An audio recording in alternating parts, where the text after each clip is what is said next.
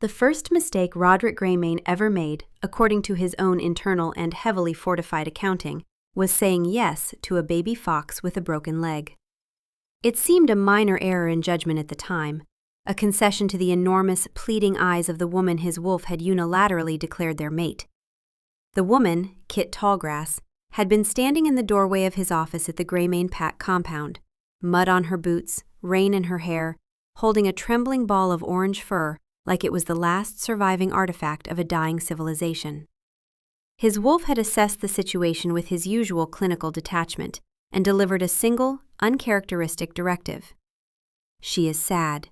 Fix it. Everything else is secondary.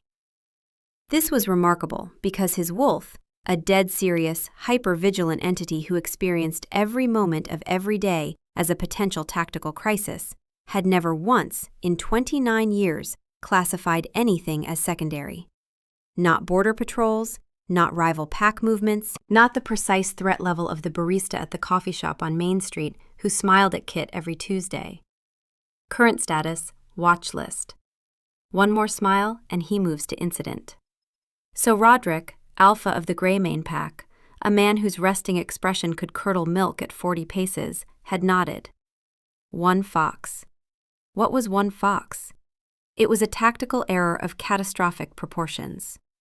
3 months later, the Greymane compound had been peacefully, cheerfully invaded.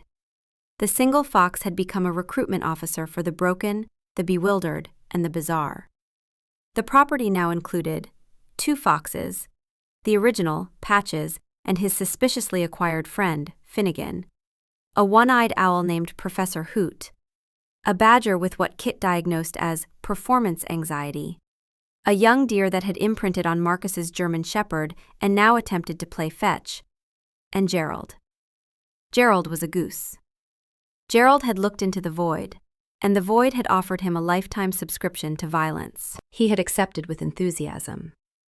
Gerald now terrorized Roderick's most senior pack members, hissing with the righteous fury of a fallen god if anyone walked too quickly past the back garden.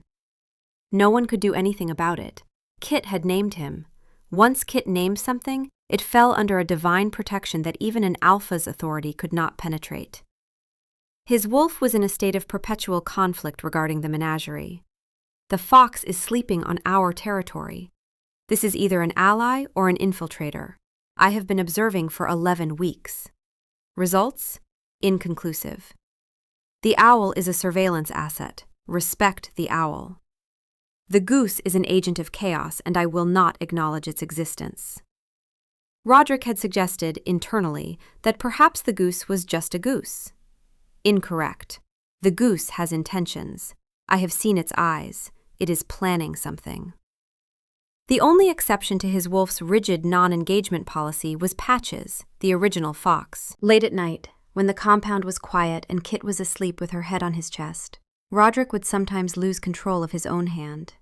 It would find its way to the fox curled at the foot of their bed and groom its fur with meticulous, secret tenderness. His wolf would then file a report on the unauthorized affection, as if it had been perpetrated by a foreign agent. Contact was made with the small orange asset at 2:47. Duration, 9 minutes. This was not sanctioned.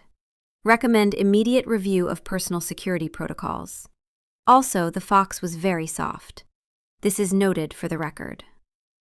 Roderick drew the line, the final immutable boundary of his patience, when Kit walked into the kitchen on a Saturday morning, cradling a bear cub. The entire pack was there.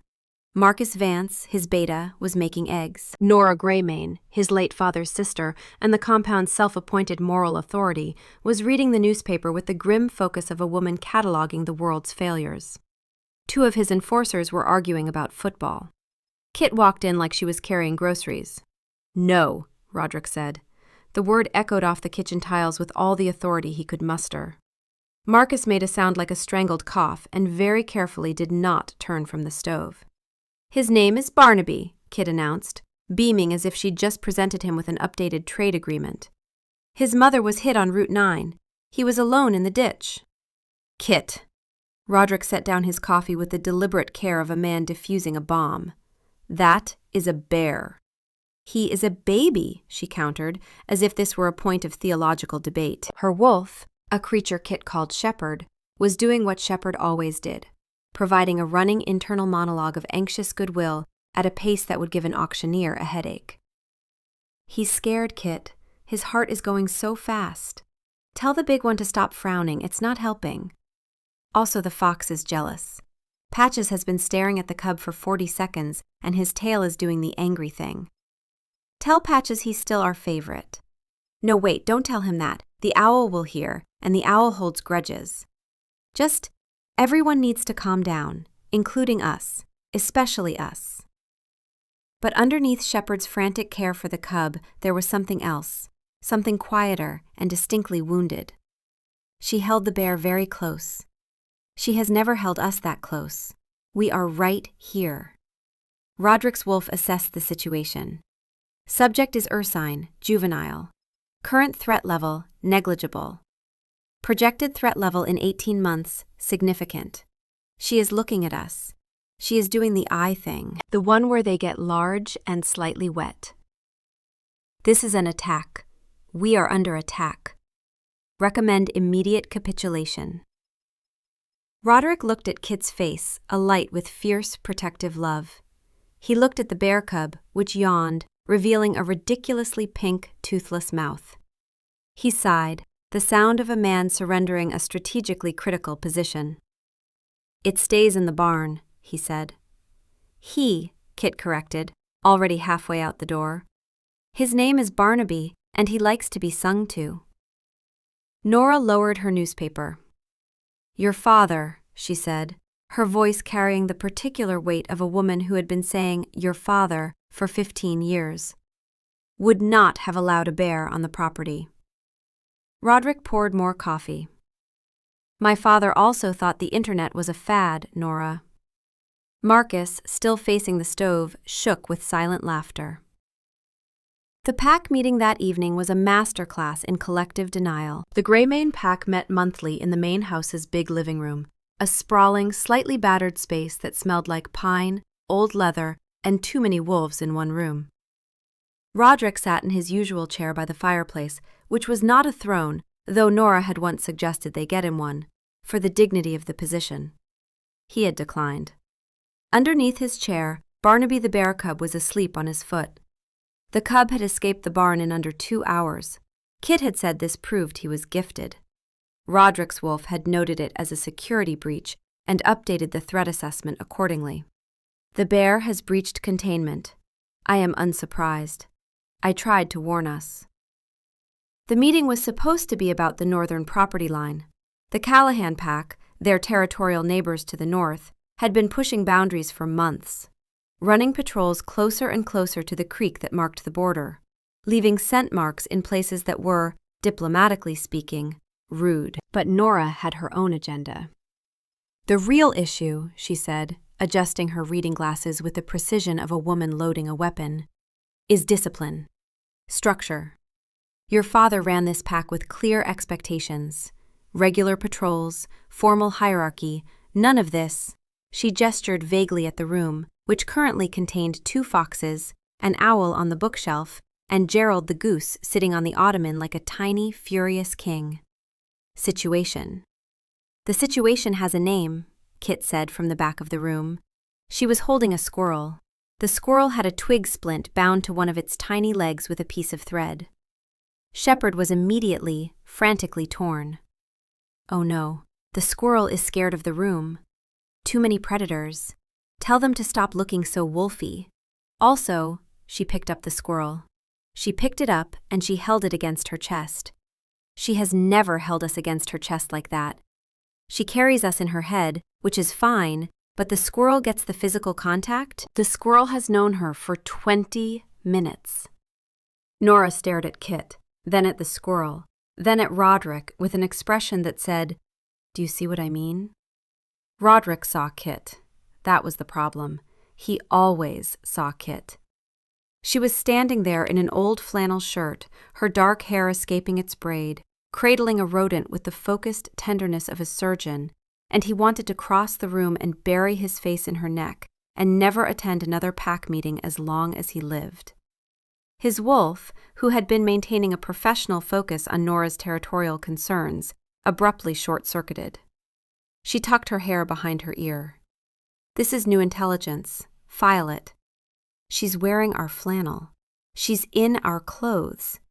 Every male in this room needs to see that and understand what it means." Updating the scoreboard. Marcus. No threat, as always. The enforcer by the window.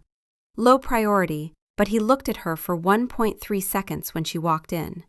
That is 0.8 seconds too long. He is now monitored. The squirrel. What gender is the squirrel? This matters.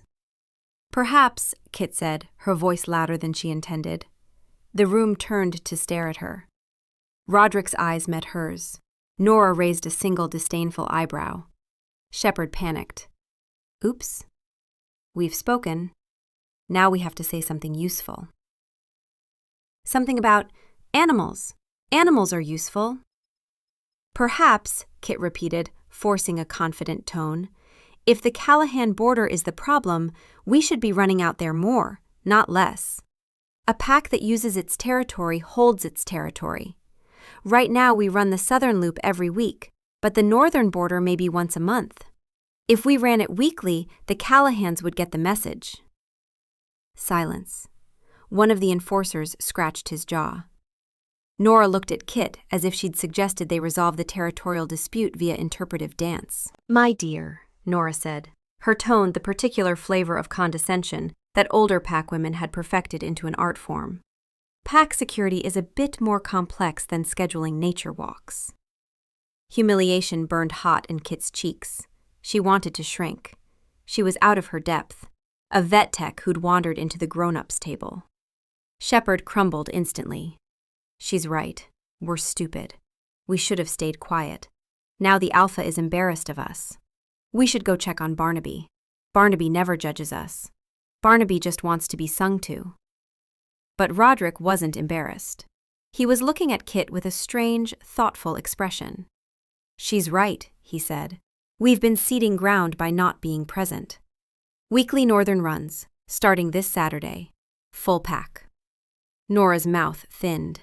Kit felt a flicker of warmth. Validation from the one person whose opinion she couldn't pretend not to care about. For a moment, she felt like she might actually belong here. Then Marcus's phone buzzed. He glanced at it, and his face changed. "Rod, it's Jim Fendrell, out at the Elkridge farm. Says his livestock are dropping. Healthy 1 minute, dead the next. 3 farms now." The warmth in Kit's chest vanished. The Saturday pack run was the first time Kit had run with the full Greymane pack since she'd arrived. They gathered at the tree line behind the compound just before dawn. 18 wolves, shifting in the gray half-light. The air was cool and smelled like wet earth and pine needles. Roderick shifted first, the change taking him in one fluid motion, bones reshaping, skin giving way to thick silver-gray fur.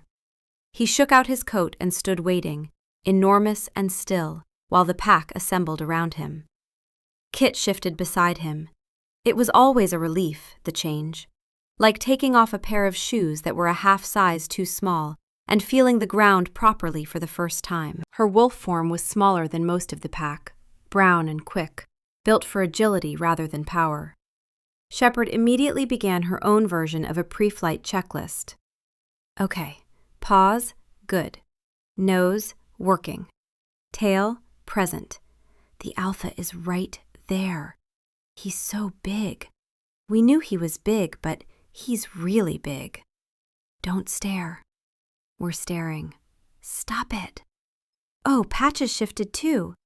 Look at him, Wait, he's standing closer to the Alpha than we are. That is our spot. Move, fox. Patches, who had not shifted because he was actually just a fox, blinked at her. The run itself was glorious. 18 wolves streaming through the forest in the early light, paws silent on the pine needle floor, breath coming in white plumes. Roderick led, Kit just behind his right flank. Marcus ran left. The enforcers fanned out in a loose perimeter. For the first 10 minutes, Roderick's wolf was perfectly focused, disciplined, professional. Then Kit nipped his ear as she passed him on a downhill stretch, a playful, spontaneous gesture that meant nothing and everything. His wolf handled it like a champion. For exactly 4 minutes. Then, mid-stride, while navigating a stream crossing that required actual concentration, she bit our ear. She put her teeth on us. Voluntarily. Not in combat. Recreationally. I need a moment. I am a predator. I am feared across 3 counties. She nipped our ear and I am experiencing a system malfunction. How do I file a report on myself? Roderick stumbled slightly on a rock. Marcus glanced over with a question in his eyes. Roderick ignored him and ran harder. They hit the northern border 40 minutes in, and that's when everything changed. Kit smelled it first. A wrongness in the water. The creek that marked the Callahan border should have smelled like stone, cold water, and the faint green of algae. Instead, it carried something metallic and bitter, like burnt pennies. Her wolf went from anxious chatterbox to razor-sharp in an instant. Stop. The water is wrong. Taste it. No, don't taste it. Smell it. Bitter. Chemical. That's not natural. The fish. There are no fish. There should be minnows in the shallows, and there are none.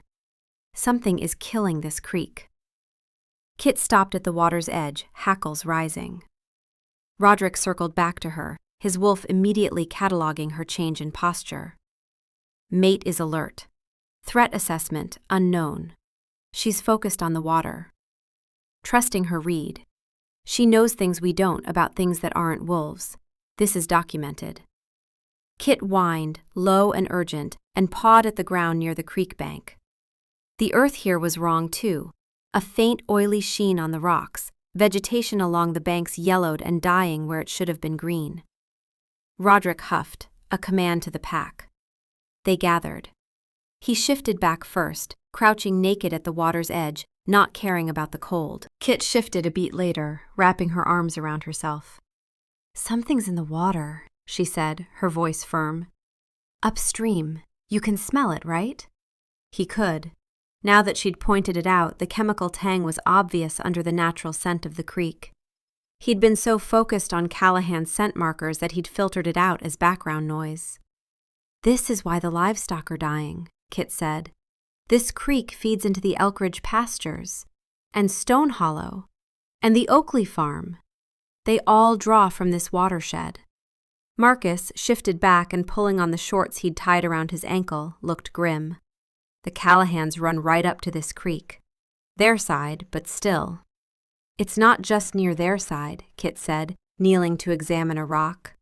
The underside was coated in a dark, oily residue. It's coming from their side. Back at the compound, the argument started before Roderick had finished his coffee. Nora was in the kitchen, along with Jim Fendrell, the old wolf who managed the Elkridge livestock operation, and 2 of the pack's elders, Tom and George, who had known Roderick's father and made sure everyone remembered it. 6 more cattle this morning, Fendrell said, his weathered face drawn. Just drop. Healthy 1 minute, gone the next. I've never seen anything like it. It's the water, Kit said from the doorway. She had Barnaby on her hip. The bear cub was gnawing contentedly on a wooden spoon. The creek's been poisoned, something chemical coming from upstream. Callahan territory. Tom, a barrel-chested man in his 60s who still called Kit the girl, despite having been corrected 11 times, exchanged a look with George. So it's the Callahans. We've been saying for months they've been pushing. This is an act of war. We don't know that yet, Roderick said. What's to know? George leaned forward. They poison our water, kill our livestock, weaken our position. Then they take the northern range. Your father would have had enforcers on their doorstep by noon. There it was. Your father. The words landed on Roderick's oldest bruise. His father, Hank Greymane, had been a legend. Hard, decisive, built like a wall and about as warm. He'd run the pack for 30 years through sheer force of will. Roderick had grown up in that shadow, always too thoughtful, too careful, too willing to ask questions before swinging. His wolf, notably, did not engage with the emotional dimension of this. His wolf had opinions about Hank Greymane that were filed under classified. The elder made a statement about the former alpha. This is a manipulation tactic. Former alpha was effective, but operated with insufficient intelligence-gathering protocols. We do not take tactical advice from men who think with their fists. Continue current strategy. I'm not sending enforcers anywhere based on a guess, Roderick said, his voice flat. Kit, can you find the source? Every head turned. Kit straightened, Barnaby still on her hip, the wooden spoon now embedded in her hair where the cub had deposited it. Yes, she said. The contamination gradient will point upstream. I just need to follow it. Nora looked at Roderick as if he'd suggested they let the bear cub handle border negotiations. You're sending a vet tech to investigate a territorial incursion? I'm sending the only person in this room who knew it was poison before anyone else knew something was wrong, Roderick said. He looked at Kit. The absolute certainty in her eyes was a thing he could lean his entire weight against. Marcus goes with you. Take whoever you need. Kit's chin lifted. I'll need the truck, and my kit, and not the goose, Roderick said. Gerald has very good instincts. Gerald bit a UPS driver last week. The UPS driver was standing too close to the garden. Gerald was right. Shepard weighed in. The goose is right about people. Better nose for trouble than half this pack. Also, the goose has never once questioned our authority. The goose is loyal. The enforcers could learn something. Roderick sighed. Fine, the goose can go. Gerald, who was standing in the kitchen doorway like a small feathered bouncer, honked once. It sounded like approval. The investigation took Kit 2 days. She drove the old pack truck north with Marcus in the passenger seat and Gerald riding shotgun between them, sitting on a folded blanket with his head held high, radiating judgment. The back of the truck held her field kit, sample jars, pH strips, and, because she was Kit, Patches the fox in a carrier, Professor Hoot in a travel crate, and Barnaby in a hay-lined dog kennel that he was already too big for. Marcus had been Roderick's beta for 6 years.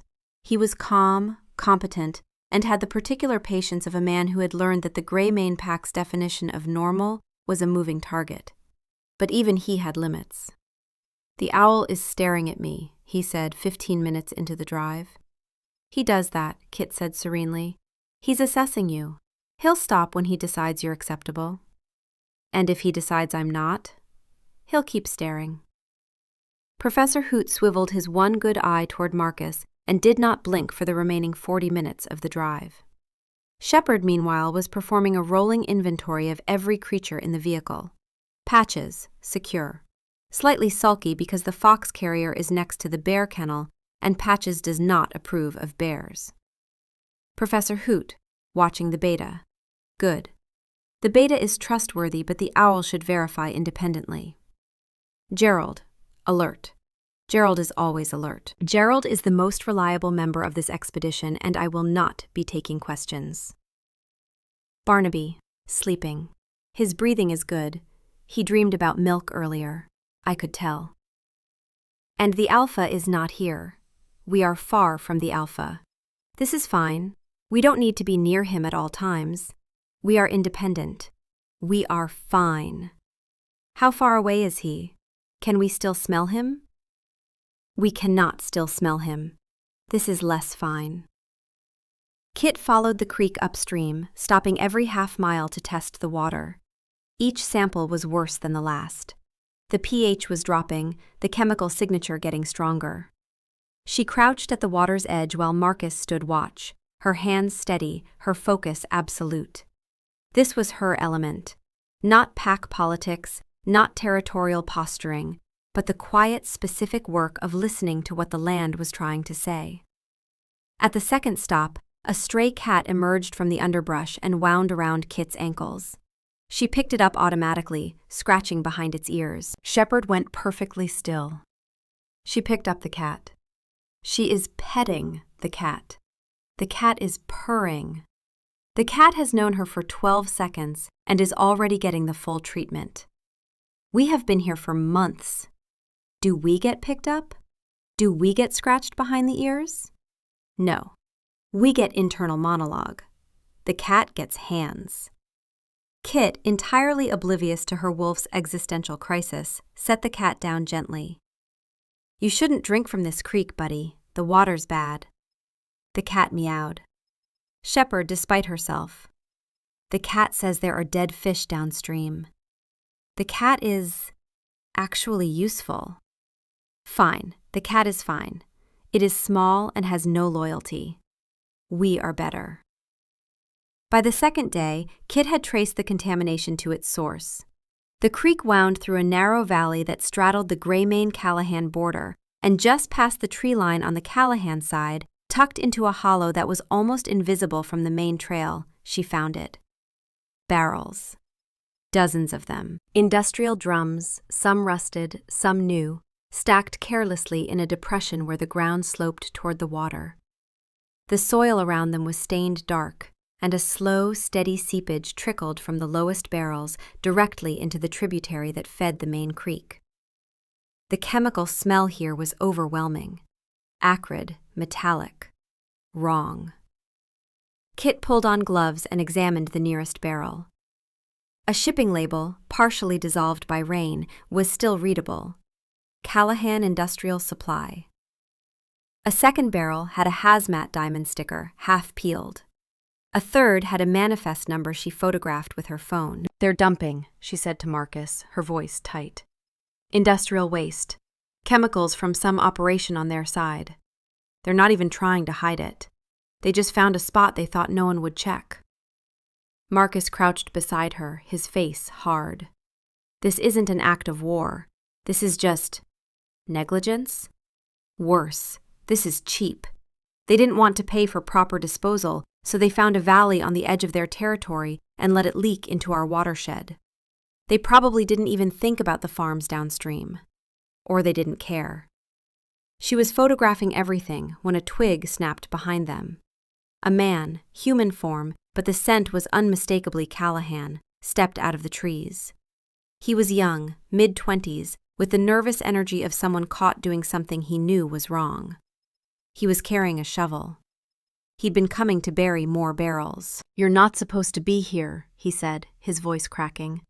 This is Callahan land. The creek isn't, Kit said, not looking up from her phone. And neither is the poison it's been carrying into our farms for the last month. The man's eyes darted to Marcus, who was considerably larger than him and currently radiating the calm menace of a man who could end this conversation in several different ways. Look, I just work for them, all right? I just move the barrels. I don't... A silent, feathered shape dropped from the branch above. Professor Hoot, who had been scouting ahead like the world's most dedicated surveillance drone, raked his talons across the man's shoulder. The man yelped and stumbled backward. Simultaneously, Gerald, who had been waddling along behind Kit with the quiet determination of a Secret Service agent, spread his wings wide, extended his neck, and charged. Gerald did not go for the face. Gerald went low. He clamped down on the man's bootlace, planted his feet, and began pulling with the single-minded fury of a creature who had found his purpose in life. The man, already off balance from the owl, tripped over his own feet and went down hard. Marcus stepped forward and put one boot on the shovel. Stay down. Kit, you got what you need? Kit was already pulling the parchment. No, her phone. She was already pulling up her phone, fingers flying. She texted Roderick 3 words. Poison. Callahan. Proof. She attached 6 photos and hit send. Back at the compound, Roderick was losing his mind. Not visibly.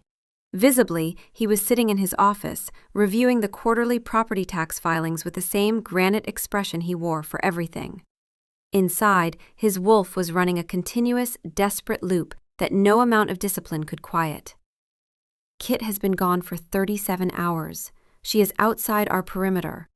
She is with the beta, which is acceptable, and the goose, which is a variable, but she is not here. We cannot verify her safety through direct scent confirmation. This is unacceptable. Recommend immediate retrieval operation. She's with Marcus. Roderick muttered to himself. She's fine. She nipped our ear 3 days ago. I still have not recovered. If something happens to her before I recover, the timeline will be unresolvable. Nora appeared in his doorway, because Nora always appeared in doorways when he least wanted her to. Have you heard from the girl? Kit, Roderick corrected. And no, not yet. Your father would have sent enforcers, not a vet tech with a goose. You've mentioned that. I mention it because it bears repeating. Nora sat down without being invited, which was her signature move. The pack is worried, Roderick. They see their alpha sending his mate to do his fighting for him. It doesn't look strong. The words landed on the old wound. Not strong enough. Not hard enough. Not his father. Roderick's jaw tightened. His wolf, however, had a different take. The elder female is attempting psychological manipulation through reference to the former alpha. Counter-strategy: ignore. The former alpha once got lost using a paper map in 2004. His tactical legacy is overstated. Our mate has a better nose than anyone in this pack, including us. She is the correct asset for this mission. Decision stands. Roderick looked at Nora. Kit is the only person who identified the contamination before anyone else knew what was happening. I trust her judgment. Trust, Nora said, as if the word tasted sour. Trust doesn't hold a territory. Neither does posturing. Nora left with the particular silence of a woman who intended to be right later. Roderick sat in the quiet she'd left behind, and the quiet was worse than the conversation. Because the worst part about Nora wasn't that she was wrong, it was that she was half right. Not about Kit, about the doubt. The doubt was already there, had always been there, planted by a father who had looked at his quiet, thoughtful son and seen something insufficient.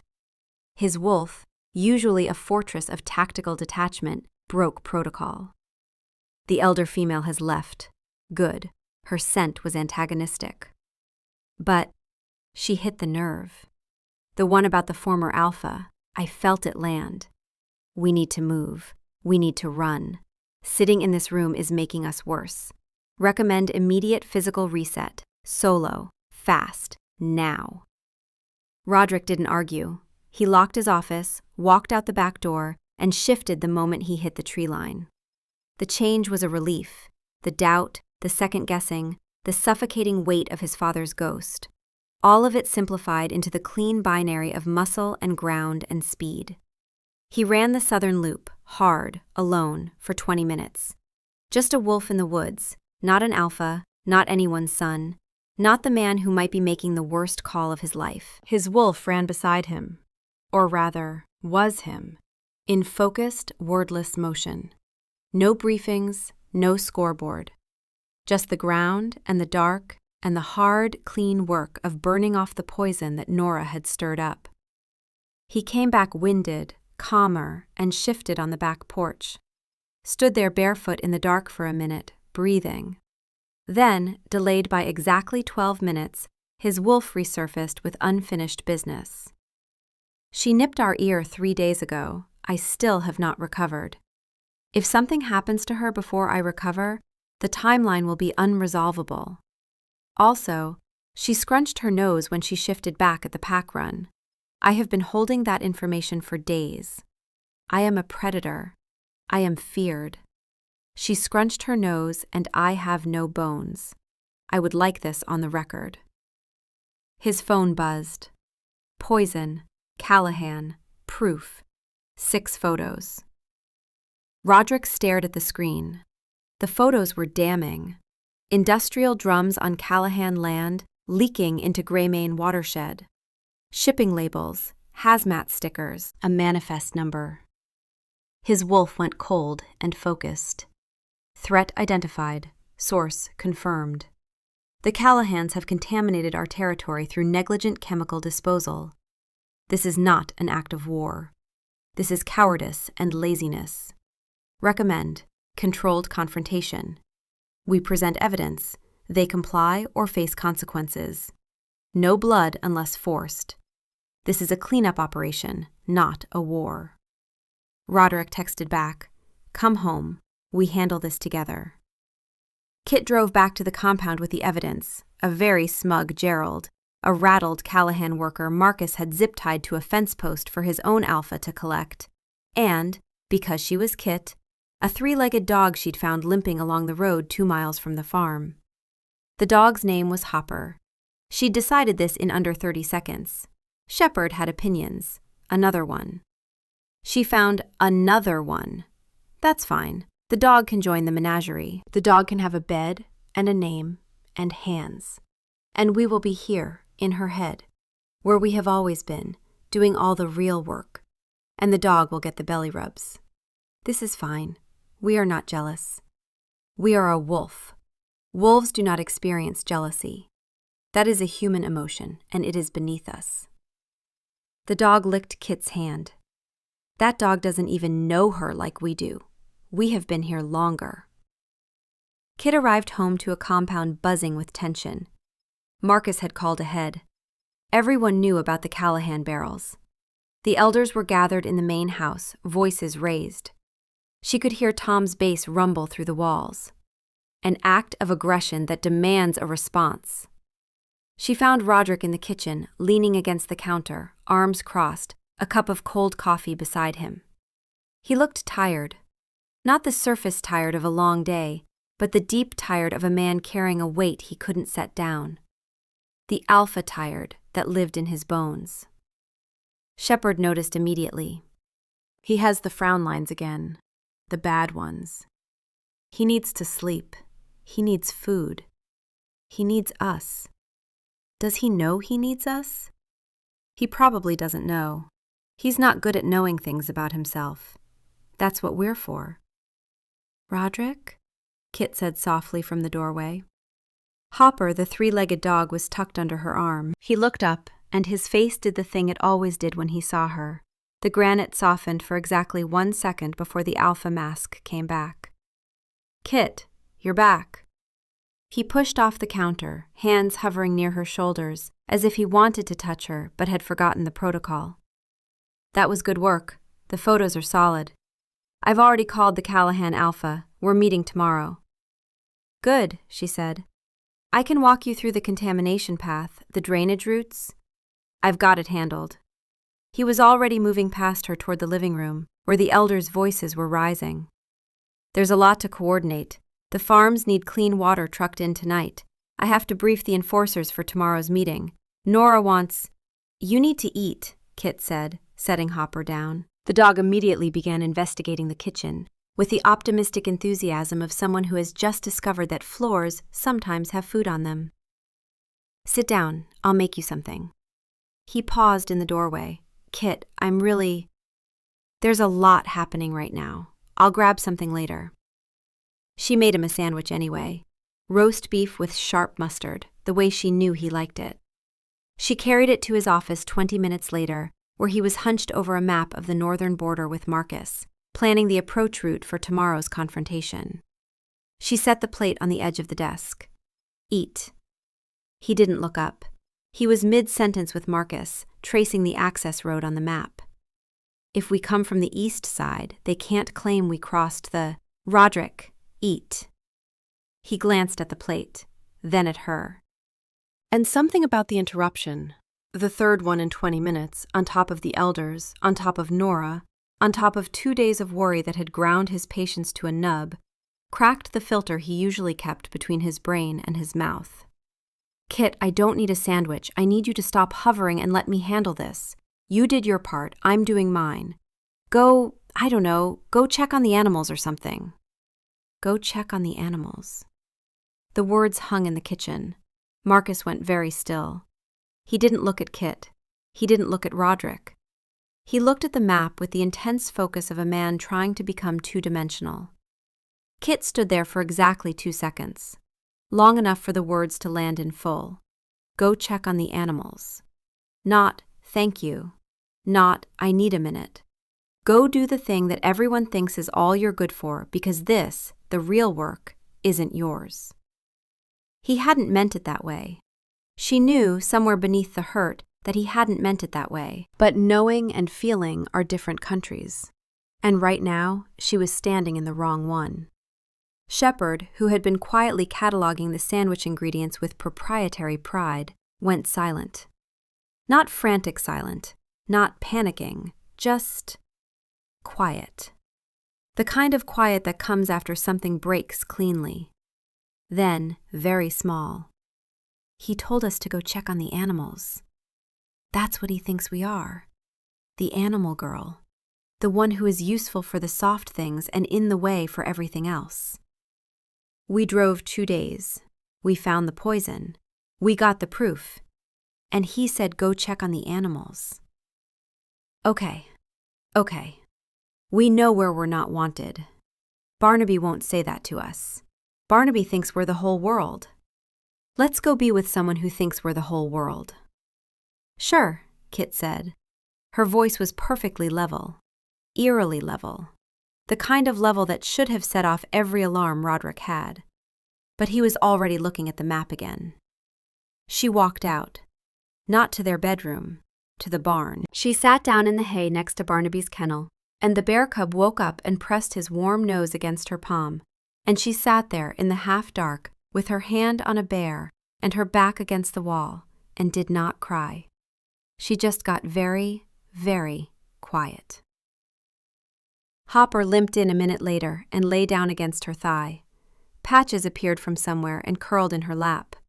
Professor Hoot landed on the rafter above her and settled in, his single eye watching the barn door like a sentinel. Shepard kept a running whisper. See? They came. They always come. We don't need to be in the room with the map. We are fine here. The hay smells good. Barnaby's breathing is steady. The fox is warm. We are fine. We are completely fine. We are not thinking about what he said. We are especially not thinking about the way he didn't look up when he said it. Roderick reached for the sandwich 7 minutes later. He took a bite. It was perfect. Roast beef, sharp mustard, the bread she always got from the bakery on 5th because she'd noticed once, months ago, that he'd said it was good. She'd remembered. She always remembered. Go check on the animals. The words replayed in his head, and this time he heard them. Not as a stressed man triaging his evening, but as Kit would have heard them. After 2 days in the field, after finding the proof that saved 4 farms, after making him a sandwich with the right mustard because she pays attention to everything about him, always, even when he pays attention to nothing about her. Go check on the animals. He put the sandwich down. Marcus, still studying the map, said without looking up, She made that with the mustard from the place on 5th. She drives 20 minutes out of her way to get it. I know, Roderick said. Do you? The question sat there like a grenade. Marcus didn't say anything else. He didn't need to. Roderick stood up. His wolf, who had been professionally focused on the Callahan strategy, delivered a single assessment. We told our mate to go check on the animals. We reduced her to the thing Nora calls her. We became the thing we swore we wouldn't become. The former alpha would be proud. That is not a compliment. Go fix this, now, right now. Leave the map. The map is paper. She is everything. He walked to the barn. No shift, no dramatic sprint through the forest. Just a man walking across a yard in the dark, knowing he'd done something he couldn't undo, only fix. He found her in the hay. Barnaby was asleep against her side. Patches was in her lap. Hopper was pressed against her leg. Professor Hoot watched him from the rafter with an expression that, in a human, would have been cold contempt. She wasn't crying. That was worse. She was just sitting there, still, like someone waiting for a bus that was never coming. Kit? She didn't look up. I'm checking on the animals, like you said. It landed exactly the way it should have. He felt it in his chest. That was... He stopped. Started over. No preamble, no excuses. I said something unforgivable, and I need you to know that I heard it. Not when I said it. After. When I ate the sandwich you made me with the mustard you drive 20 minutes to buy, and realize that the person who pays more attention to me than anyone alive just got told to go be somewhere else. She still didn't look at him, but her hand on Barnaby's fur went still. "You drove 2 days through the territory," he said, his voice stripped raw. "You found the source. You got the proof. You came back covered in creek mud with a 3-legged dog and a goose who thinks he's in the Secret Service. And I told you to go check on the animals. Like that's all you are. Like that's not the thing you do that's better and braver than anything I've ever done in a strategy meeting." He crouched down, bringing himself to her level. "Nora says my father would have handled this differently. She's right. My father would have said exactly what I said tonight. He'd have told my mother to stay out of the way while the real wolves handled things. And she did. She stayed out of the way for 30 years, and by the end she was a ghost in her own home." His jaw tightened. "I swore I'd never be that. And tonight, I was exactly that." Kit finally looked at him. Her eyes were dry, but the hurt in them was specific and deep, and entirely his fault. "You didn't even look at the sandwich," she said, and her voice cracked, and it was almost funny, how the smallest thing was always the biggest thing. "I ate it," he said, "after you left. It was perfect. It's always perfect. You always know exactly what I need, and I'm the idiot who told you to go check on the animals while I stared at a map." A long pause. Barnaby snored softly. Patches yawned in Kit's lap. "Shepard is composing a very angry poem about you right now," Kit said. "It doesn't rhyme, but it's got a lot of feeling." "I deserve that. It has 4 stanzas about how the fox appreciates us more than you do." "The fox is right." She almost smiled. It was small and reluctant, and it cost her, and it broke something open between them. "Come here," she said. He sat down in the hay next to her, not gracefully. He was too big for the space between the bear and the fox and the 3-legged dog, and he ended up with hay in his hair and Hopper's chin on his knee and Barnaby's paw on his boot. Kit leaned into him, her head against his shoulder, and he wrapped his arm around her and held on. His wolf filed a report, very quietly. "Mate is beside us." She allowed proximity despite our catastrophic failure. She smells like hay and mustard and the particular warmth of someone who has decided to forgive us even though we don't deserve it. All strategic priorities are irrelevant. The map is in the office. We are in a barn. The barn is correct. The map was never correct. She's leaning into us. Her breathing is slowing down. I think she's going to fall asleep. If she falls asleep on us in this barn, I will not move for the rest of my life. I am a predator. I am feared. I am sitting in hay with a bear on my foot, and I have never been more at peace. I would like this classified as top secret because it is embarrassing. Kit's wolf, warm against Roderick's side, murmured, "He came to the barn. He didn't send a text. He came himself, and he sat in the hay, and he said it back to us. The exact words, the exact thing, so we'd know he heard it. He's got hay in his hair. The bear is on his foot. He's not moving. Okay, the angry poem is on hold. We're keeping him. But the fox did appreciate us first. That's in the record." The next morning, Roderick drove to the Callahan compound with Kit in the passenger seat, Marcus in the back, and a folder full of evidence on the dashboard. Gerald rode on the dashboard itself because no one had successfully argued that he shouldn't. The Callahan Alpha, a man named Dale Callahan, met them in his driveway. He was big, bluff, and had the particular energy of someone who had been hoping this conversation wouldn't happen. Roderick didn't posture. He didn't threaten. He opened the folder, laid out the photos, the water samples, the shipping manifests, and the vet reports from 4 farms with dead livestock. "Your operation is dumping industrial waste into the watershed that feeds my territory," he said, his voice even. 3 farms have lost cattle. The creek ecosystem is dead for 2 miles. I have a manifest number, a Callahan shipping label, and one of your people who was caught trying to bury more barrels on the border. Dale's face went through several colors. Now listen, Greymane, our processing facility generates some byproduct, sure, but we've been handling it. You've been handling it by dumping it in a ditch and hoping it ran downhill into someone else's problem. It ran into mine. Kit, standing beside Roderick, added quietly, "The contamination has reached the water table. If it's not remediated, it'll affect your wells too. Within the year." Dale looked at her, then at the photos, then at Roderick. His wolf was doing the math that his bluster was trying to avoid. This was not a fight he could win. The evidence was airtight, and the Greymane Alpha was not here to negotiate. He was here to inform. "You have 30 days to remove every barrel," Roderick said. "You pay for the farm losses. You fund the creek remediation. And you stay on your side of the border for the next 12 months while the ecosystem recovers. This is not a discussion." Dale opened his mouth.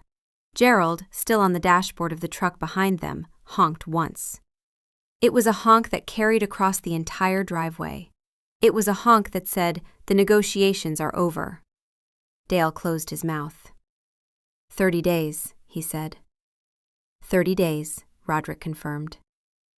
They drove home in silence for about 4 minutes. Then Marcus from the back seat said, "Did the Goose just close a territorial negotiation?" "Gerald is a strategic asset," Kit said, with the absolute sincerity of a woman who had never been more serious about anything in her life. Roderick's wolf updated his files. "The Goose has been reclassified. Former status, Agent of Chaos. New status, Diplomatic Enforcer. Security clearance, upgraded. I still do not trust him, but I respect the results." A week later, Roderick stood on the back porch of the compound, watching Kit in the yard below. The old equipment barn had been cleared out and transformed. What had been a storage space for ancient lawnmowers and broken furniture was now a clean, bright, organized space with kennels, a treatment area, a warming station for orphaned animals, and a hand-painted sign over the door that read, "Greymane Wildlife Rescue. All creatures welcome." Kit had done most of it herself, with help from Marcus's mate Lena, who was a nurse and understood wound care, 2 of the younger pack members who'd volunteered because Kit had that effect on people, and Gerald, who had supervised the painting by standing in the middle of the floor and honking at anyone whose brushwork displeased him. The compound had absorbed the sanctuary the way it absorbed everything Kit touched, slowly, skeptically, and then completely. The enforcers who had once given the menagerie a wide berth now stopped by to check on Barnaby's growth. Old Jim Fendrell, who had been the most vocal about the animal situation, had been spotted sitting in the barn at 6 a.m., bottle-feeding an orphaned fawn and pretending he'd only come in to check the plumbing. Even Nora, steel-spined, disapproving Nora, had been caught reading aloud to Professor Hoot from a veterinary textbook, and when confronted had simply said, "The owl is more attentive than most of this pack." Roderick watched Kit kneeling in the yard, wrapping a bandage around the wing of a small hawk. She was talking softly to it, her hands impossibly gentle. Hopper was sprawled beside her.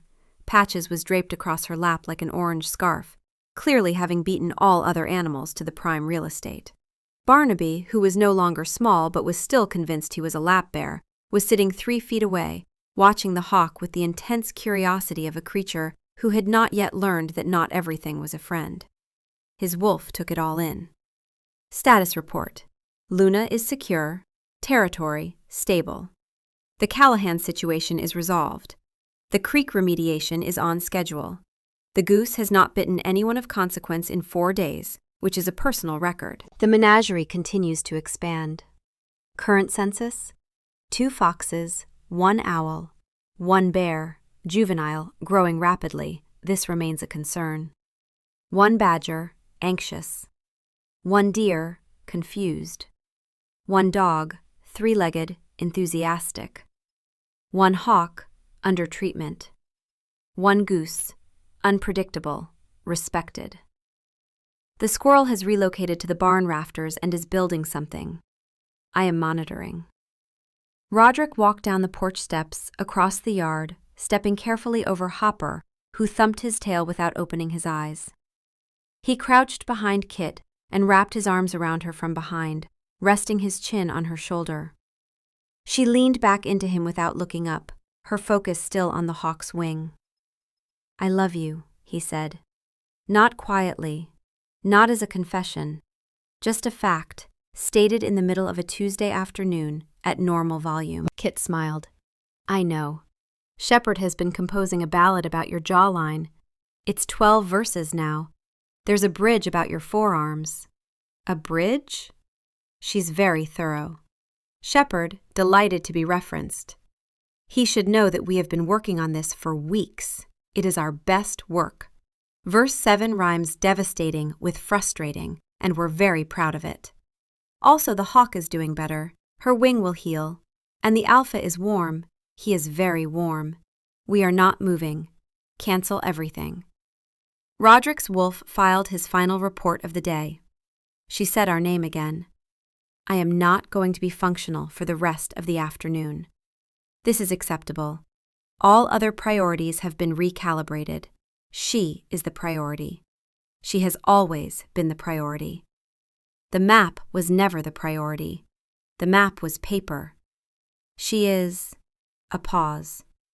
"Unprecedented in the wolf's operational history.